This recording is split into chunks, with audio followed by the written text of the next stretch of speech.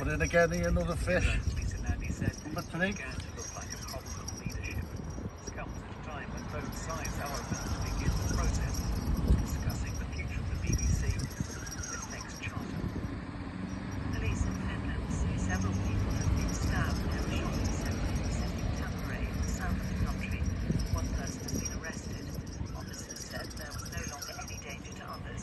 They haven't given details of the extent of the injuries of the perpetrator. A final vote on President Trump's landmark tax and spending bill in the House of Representatives is being delayed by a speech from the Democratic Minority Leader. The filibuster by Hakeem Jeffries has so far lasted 8 hours, preventing the House approving revisions made by the Senate on Tuesday. The bill would increase military spending, introduce sweeping tax cuts, and reduce healthcare funding. The Prime Minister has been setting out plans for what he's calling a neighbourhood health service in England, which aims to get more people treated closer to home rather than in hospital. The government wants to open local health centres to provide a range of care services. Sir Keir Starmer said the NHS needed to reform or die. Our health correspondent Dominic Hughes has more. Launching the new NHS 10-year plan, Sir Keir Starmer told an audience of health workers at a clinic in East London the service was at a turning point. An older, sicker society meant it had to change. So as well as proposals on tackling obesity and health inequalities, the plan focuses on creating more than 200 neighbourhood health centres. They'll see doctors, nurses and pharmacists working alongside social workers and carers, offering everything from diagnostic tests and rehab to debt advice and weight loss services.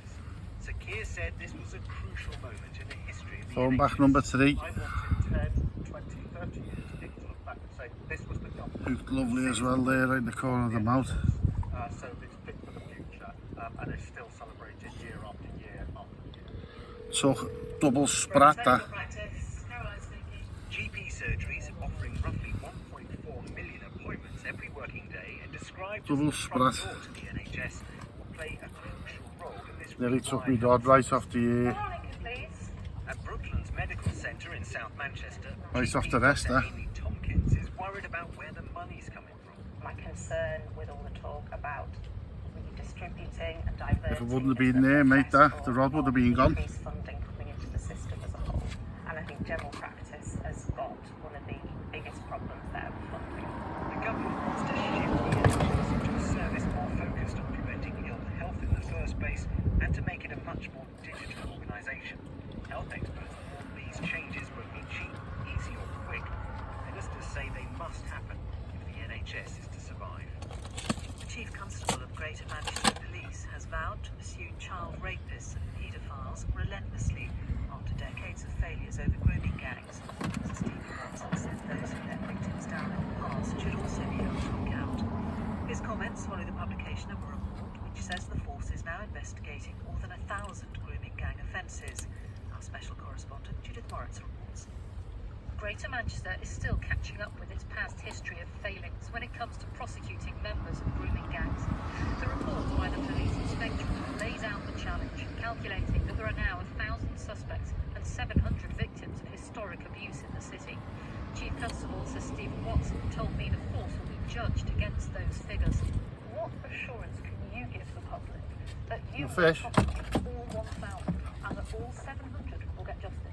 What we have right now is Awesome. 269 named offenders. We have 59 existing investigations. We have 370 victims. The assurance that I can give you Right, that's it. first every senior Get it back. bring those people to justice. See if we can get another. Fourth report about grooming in Greater Manchester to have been commissioned. It has limitations. Some evidence from the City Council was so heavily redacted it couldn't be assessed, and victims weren't spoken Want some to, fish? which has angered former police officer turned campaigner Maggie Oliver.